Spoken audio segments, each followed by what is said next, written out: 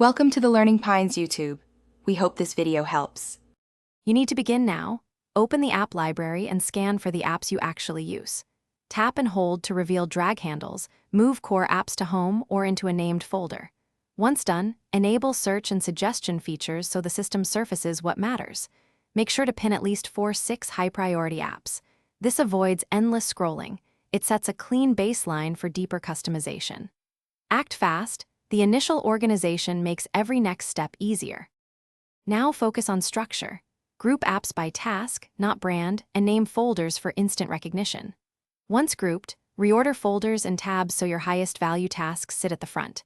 Use edit mode to batch move apps quickly. You can drag multiple icons on some platforms.